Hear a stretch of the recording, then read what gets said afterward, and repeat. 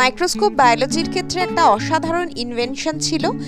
এই মাইক্রোস্কোপ দিয়ে আমরা বিভিন্ন আণুবীক্ষণিক জীব যেগুলোকে খালি চোখে দেখতে পাওয়া যেত না সেগুলোকে দেখতে পেলাম। তার ফলে একটা আননোন ইউনিভার্স আমাদের কাছে ওপেন হয়ে যায়। মাইক্রোস্কোপ 3 ধরনের। প্রথম একদম সরল আণুবীক্ষণিক যন্ত্র অর্থাৎ সিম্পল মাইক্রোস্কোপ।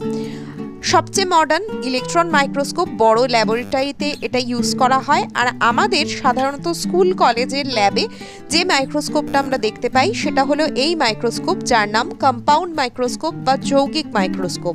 তো মাইক্রোস্কোপ সম্পর্কে জানা এবং সেটা নিয়ে কাজ করার জন্য মাইক্রোস্কোপের পার্টসগুলো জানতে হবে। প্রথম যে পার্ট সেটা হলো আইপিস। আইপিস দিয়ে আমরা বস্তুকে দেখব, অর্থাৎ যে বস্তুটাকে পর্যবেক্ষণ করব সেই বস্তুটাকে আইপিস ম্যাগনিফাই করবে, অনেক বড় করে দেখাবে। সাধারণত 10x অর্থাৎ 3 গুণ ক্যাপাবিলিটিতে আইপিস এটাকে ম্যাগনিফাই করতে পারে। এর পরের পার্ট হলো অবজেক্টিভ। অবজেক্টিভও একটা লেন্স। অবজেক্টিভ লেন্সের সাহায্যেও আমরা ম্যাগনিফিকেশন করব এবং অবজেক্টিভ লেন্সের পাওয়ার সাধারণত 4x, 10x, 40x এবং 100x পর্যন্ত হয়। এবার আসছে অবজেক্টিভ। যে অংশের সঙ্গে কানেক্ট করা থাকে সেই অংশটাকে বলা হয় রিভলভিং নোজ পিস, অর্থাৎ অবজেক্টিভ 3টে বা 4টে লেন্স এই অংশের সঙ্গে যোগ করা থাকে এবং এটাকে আমরা ঘুরিয়ে ঘুরিয়ে সেই লেন্সগুলো প্রয়োজন মতো সেট করতে পারি। এরপরে আসছে স্টেজ। স্টেজের ওপর আমি স্লাইড রাখতে পারবো এবং সেই স্লাইডটা স্টেজের ওপর রেখে আমরা সহজে দেখতে পারবো। স্টেজের সাথে থাকবে স্টেজ ক্লিপস।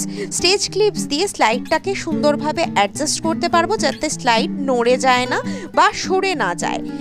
এরপরে যে পার্টটা দেখব সেই পার্টটা হলো কোর্স অ্যাডজাস্টমেন্ট স্ক্রু।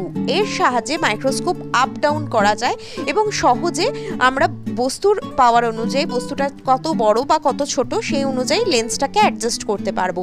তারপরে আসবে ফাইন অ্যাডজাস্টমেন্ট স্ক্রু, যেটা দিয়ে আমার চোখের পাওয়ার অনুযায়ী, অর্থাৎ যে দেখছে তার চোখের পাওয়ার অনুযায়ী ওটাকে ঘুরিয়ে আমরা বস্তুটাকে সহজে সূক্ষ্মভাবে পর্যবেক্ষণ করতে পারবো।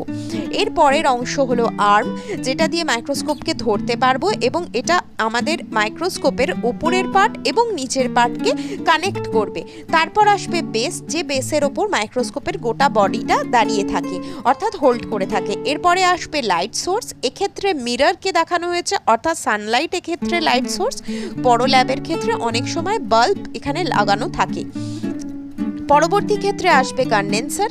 কন্ডেন্সারের ক্ষেত্রে একটা ডায়াফ্রাম নামক পর্দা থাকে এবং একটা স্ক্রু থাকে। সেই ডায়াফ্রামটাকে ঘুরিয়ে ছোট বা বড় করে আমরা অ্যাডজাস্ট করতে পারবো লাইট সোর্সটাকে, কতটা লাইট আসবে সেটাকে অ্যাডজাস্ট করতে পারবো।